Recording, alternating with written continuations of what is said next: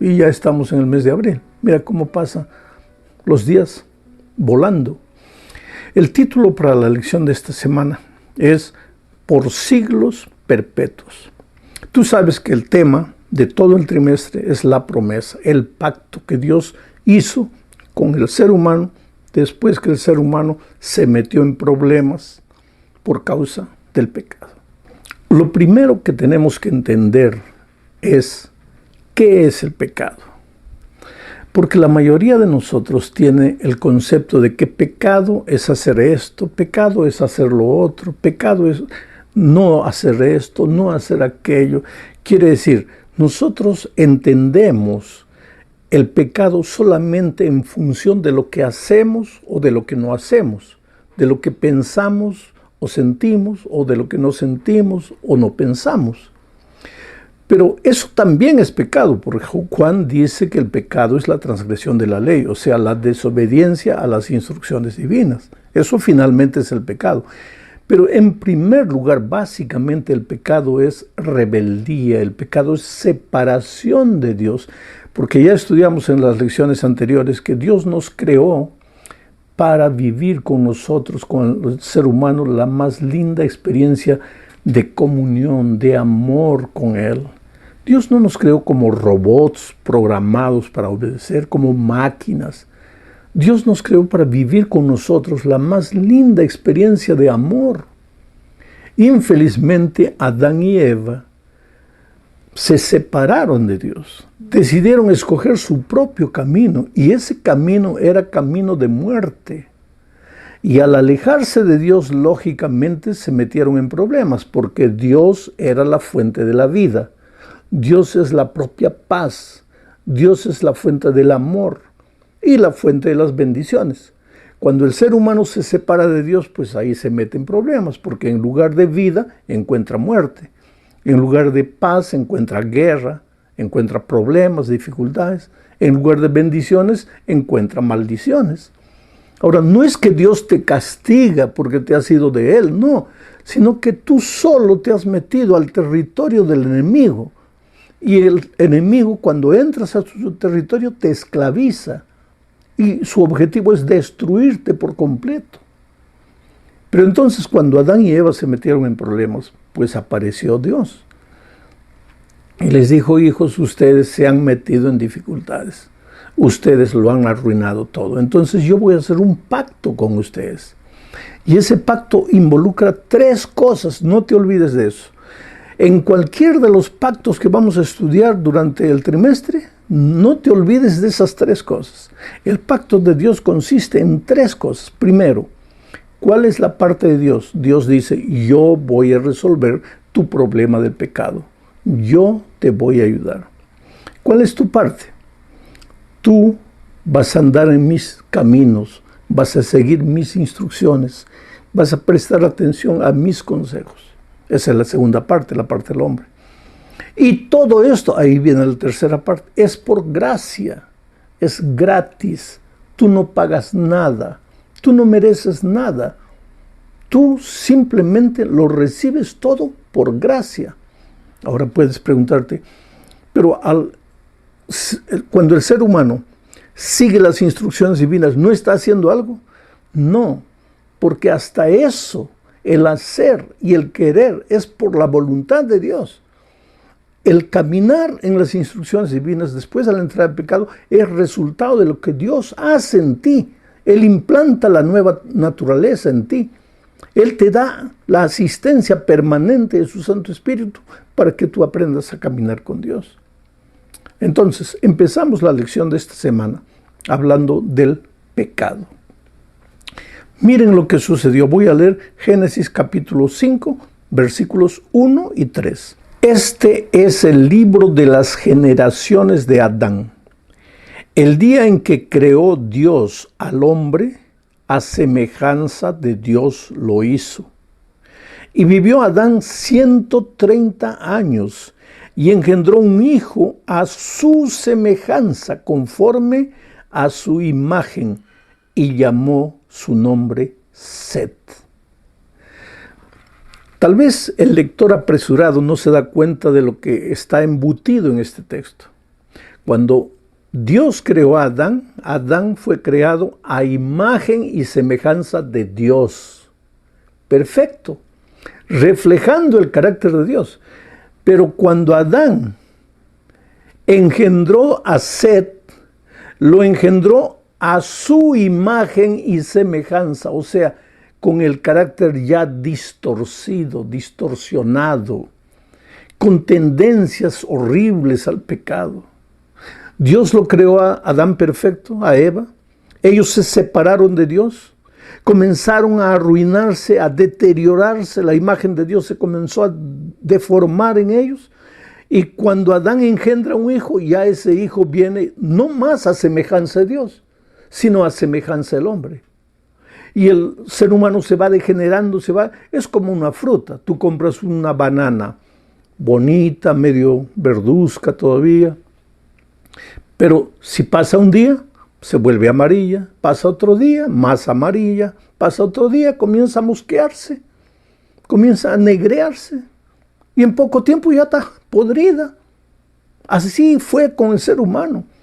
Cuando él estaba en la presencia de Dios, cuando salió de las manos de Dios, era perfecto, pero poco a poco se fue deteriorando. Y eso es lo que vamos a leer en el siguiente texto, Génesis 6, versículos 5 y después el 11. Y vio Jehová que la maldad de los hombres era mucha en la tierra, y que todo designio de los pensamientos del corazón de ellos era de continuo solamente el mal. Y se corrompió la tierra delante de Dios, y estaba la tierra llena de violencia. Oh, mi amigo querido, poco a poco el ser humano se fue deteriorando, hasta que llegamos al tiempo de Noé.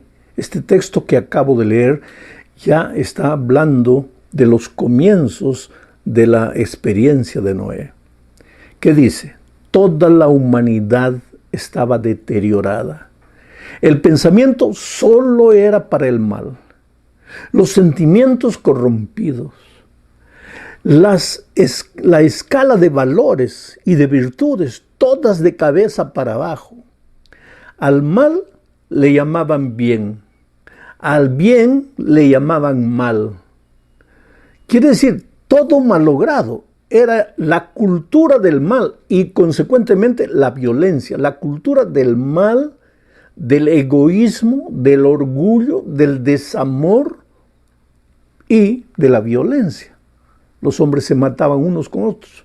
Ahora, eso no llegó de un momento a otro. De Adán a Noé pasaron 1050 años. 1050 años. Un siglo y un poco más. O sea, en ese tiempo, en un siglo, la humanidad se degeneró por completo. Se deterioró. El carácter de Dios en el ser humano comenzó a desaparecer. Y esa era la realidad de la humanidad en los días de Noé. Ahora piensa un poco en la realidad de la humanidad hoy. ¿No te parece muy parecida? Que las personas a lo que es malo, porque quien determina lo que es malo y lo que es bueno no es el ser humano, no es la mayoría de la sociedad, no es por encuesta. Quien determina lo que es malo y lo que es bueno es Dios a través de sus instrucciones, de sus palabras. Nosotros los hombres tenemos libertad de escoger el bien o el mal, pero no tenemos la libertad de escoger el mal y llamarle bien. Pero hoy estamos viviendo la cultura de la humanidad prediluviana. O sea, tú puedes ver ¿a qué le llamamos nosotros la nueva cultura, la nueva moral? El ser políticamente correcto, ¿a qué le llamamos? Es decir, la humanidad agarra el mal, le llama el bien y quiere que todos, quiere decir, algunos toman el bien, le llaman mal, o toman el mal y le llaman bien, y quieren que todos acepten. Porque si tú emites tu opinión, tú eres un cuadrado, tú eres contra la sociedad, tú eres contra la generación de estos días. No puede ser así. Quiere decir, todos tienen derecho de escoger el camino que quieran, pero no tienen derecho de agarrar el bien y llamarle mal, o de agarrar el mal y decir, esto es lo correcto, esto es lo bueno, porque la fuente de la moral es Dios, no es el ser humano. Pero antes del diluvio, la humanidad estaba pensando de esa manera, parecida, muy parecida a nuestros días. Por eso Jesucristo dijo, como en los días de Noé, así será los días antes de mi venida a esta tierra. Como en los días de Noé, es lo que estamos viviendo en estos días. Bueno, vamos a la lectura ahora de Génesis 6, 8 y 9. Porque Dios siempre tuvo un remanente. No es que toda la humanidad estaba perdida, siempre había una generación, un grupo, un remanente de gente que, a pesar de cargar su naturaleza pecaminosa, a pesar de haber nacido con tendencias, pues obedecía a Dios, trataba de andar en sus caminos, prestaba atención a Dios. Y había un hombre antes del diluvio con estas características. Génesis 6, 8 y 9 dice, pero Noé halló gracia ante los ojos de Jehová. Halló gracia, escucha la palabra gracia. Estas son las generaciones de Noé. Noé, varón justo, era perfecto en sus generaciones. Con Dios caminó Noé. Interesante, en medio de toda la humanidad deteriorada moralmente, donde los hombres escogían sus propios caminos y querían que todos aceptasen los caminos equivocados que ellos escogían, en medio de esa generación surgió un hombre llamado Noé. ¿Y qué dice el texto? Dice que Noé encontró gracia a los ojos de Dios, porque solamente por gracia eres salvo y solamente por gracia puedes andar en los caminos de Dios. Y Noé caminó con Dios, anduvo con Dios, y como resultado de no separarse de Dios, de vivir cerca de Dios, en comunión con Él, ¿cuál fue el resultado? Fue un hombre justo y perfecto en sus generaciones. Un hombre justo y perfecto. ¡Qué maravilla! Si Dios pudiera venir hoy y decirnos así, tú eres un hombre justo, tú eres una mujer perfecta. Y no es porque Noé no haya cometido errores. Noé una vez se emborrachó y quedó desnudo en la calle. Y todo el mundo se burlaba. Sus propios hijos se burlaban. Dime, ¿ese es un hombre perfecto? ¿Un hombre borracho, desnudo en la calle? ¿Ese es un hombre perfecto? Claro que no. Pero entonces, ¿cómo Dios dice que no era perfecto? Es que en el momento que él estaba borracho, se había separado de Dios. Separado de Dios ya estaba mal. La borrachera fue consecuencia. Nadie se emborracha estando al lado de Dios. Para emborracharse, primero hay que separarse de Dios. Nadie mata al estar con Dios. Para matar hay que separarse de Dios. Y Noé, en ese momento que se emborrachó y hizo todo ese escándalo, estaba separado de Dios. Pero cuando él inmediatamente se dio cuenta de su situación, volvió a Dios. Volvió a Dios y entonces caminó a lo largo de su vida con Dios. Al principio cayendo y levantando, pero caminó con Dios y encontró gracia a los ojos de Dios. Y la gracia involucra el perdón y al mismo tiempo el poder para que tú vivas una vida perfecta. Qué cosa maravillosa. Quiere decir que si Noé pudo ser perfecto, tú también puedes ser. ¿Por qué? Porque tú también puedes volver a Jesús y encontrar gracia en Él.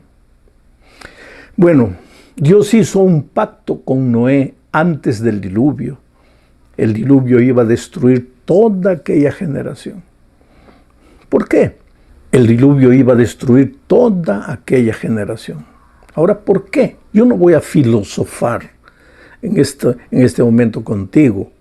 No voy a querer entrar al pensamiento de Dios. Yo no voy a querer explicar los misterios de Dios. Pero te voy a hacer una ilustración. ¿Por qué Dios, la fuente del amor, destruyó o permitió que un diluvio acabase con la humanidad todo. ¿Por qué? Te voy a hacer la ilustración del brazo y de la gangrena.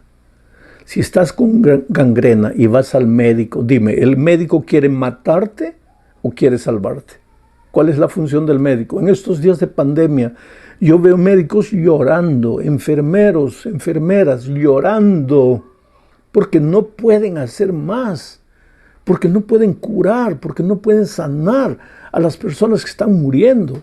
Yo veo al ser humano, a los médicos, a esos hombres y mujeres dedicados al cuidado de la salud, y yo los admiro realmente. Sabes, en la familia yo tengo algunos sobrinos médicos, algunas sobrinas enfermeras, yo los admiro. Y en este momento, haciendo un paréntesis en todo lo que estoy diciendo, yo mando un abrazo cariñoso a todos los médicos del mundo, no importa la raza, la generación, la religión, la región donde están, yo los admiro. Nosotros como humanidad no tendremos palabras para agradecer por lo que ustedes están haciendo. Están siendo instrumentos poderosos en las manos de Dios para llevar alivio al ser humano. Entonces vuelvo a mi ilustración. Cuando tú vas al médico con el brazo gangrenado, el médico hace todos los exámenes y llega a una conclusión. Y te dice, mira, tú has venido demasiado tarde. No podemos salvarte el brazo, pero podemos salvarte el cuerpo. Entonces, para poder salvar tu cuerpo, vamos a tener que amputar el brazo. Vamos a tener que cortar el brazo porque está todo gangrenado. Ahora, cuando el médico te hace la cirugía y te amputa el brazo, ¿es porque no te quiere? ¿Es porque te está castigando? ¿Es porque quiere que te quedes manco? No, Él quiere salvarte. Entonces, salvando las diferencias, vuelvo a la ilustración. ¿Por qué Dios permitió que el diluvio acabase con la humanidad? La humanidad estaba gangrenada. Ya, el pensamiento, levantaban de mañana pensamiento al mal, sentimiento al mal, acciones al mal. La gente llena de violencia, no querían saber nada de Dios y se arruinaban. Era necesario, usando mi ilustración, no entrando en la mente de Dios, ni queriendo dar la explicación de Dios, usando la ilustración, era necesario que se salvase una generación nueva. De esa generación Dios podría construir, edificar, formar un pueblo obediente. Por eso Dios vino e hizo un pacto con Noé, y ese pacto está en Génesis 6:18. Vamos a leer. Dice, mas estableceré mi pacto contigo, y entrarás en el arca tú, tus hijos, tu mujer y las mujeres de tus hijos contigo. Ahí está el pacto. ¿Y dónde están los tres elementos? Dios llega y dice, yo te salvaré. El diluvio va a destruir a la humanidad, pero yo te salvaré. Tú no tienes nada que temer, no tengas miedo. Esa es mi parte, yo te salvaré. ¿Cuál es tu parte? Tú entrarás al arca. Tú, tu esposa, tus hijos. Y todos los que quieran entrarán al arca. Y todo esto por gracia. Porque no es porque tú construiste un arca que te vas a salvar. Quien te va a salvar soy yo. El arca es apenas el instrumento. Esto es como la iglesia. No es porque eres miembro de la iglesia que te vas a salvar. Dios es el que te salva. El Señor Jesucristo es el que te salva. La iglesia es como el arca, apenas un instrumento. Ahora tú imaginaste cuando Noé y su familia entraron al arca. El olor que debería haber en esa arca. Animales, porque Dios mandó también entrar animales. ¿A dónde echaban los desechos de esos animales? Todo el excremento, el olor de esos animales. ¿Tú imaginas? En un arca todos encerrados. Pero el arca era el instrumento a través del cual Dios quería salvarlos. Así también es la iglesia. Tú a veces vas a la iglesia, encuentras mal testimonio, encuentras gente chismosa, gente envidiosa, gente orgullosa, y no te atrevas a decir, me salgo. No, si tú te sales, te caes al abismo. Tienes que quedarte ahí, porque débil o imperfecta como la iglesia puede ser, es la niña de los ojos de Dios. Es el instrumento que Dios va a usar para salvarte. Bueno, vamos a la cuarta parte del estudio, y aquí vamos a hablar de la señal del arco iris. Cuando terminó el diluvio, apareció un arco iris en el cielo. Y entonces apareció Dios, y mira lo que le dijo a Noé. Génesis 9, 12 y 13. Y dijo Dios: esta es la señal del pacto que yo establezco entre mí y vosotros, y todo ser viviente que está con vosotros.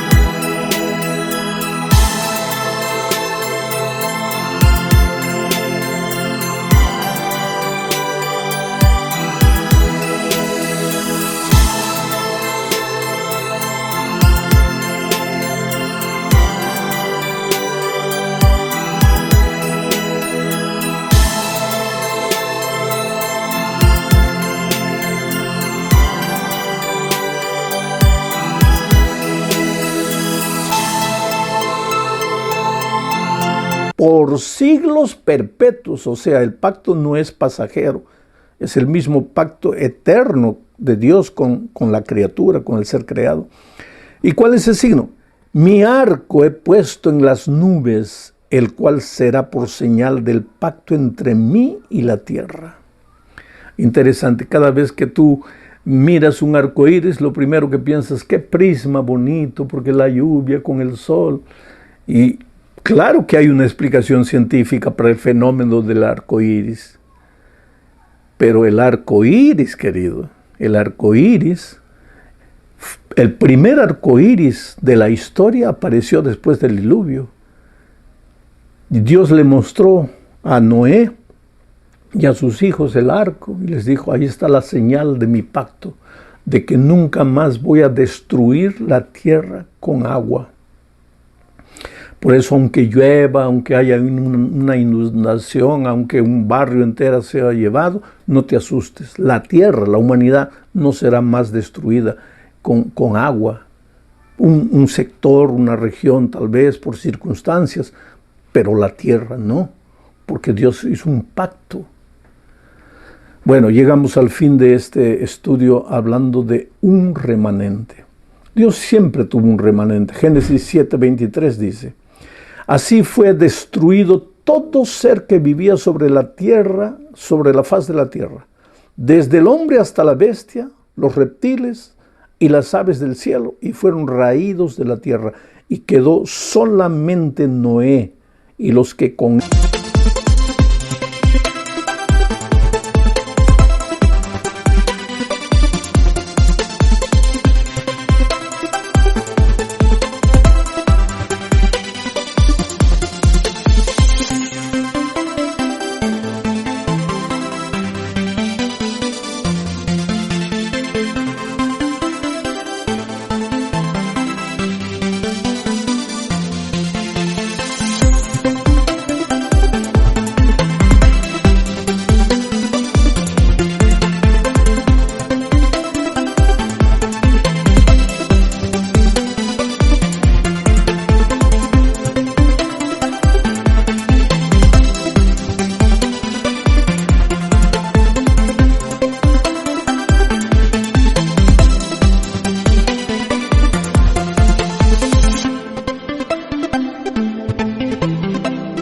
él estaban en el arca. Hubo un remanente que se salvó.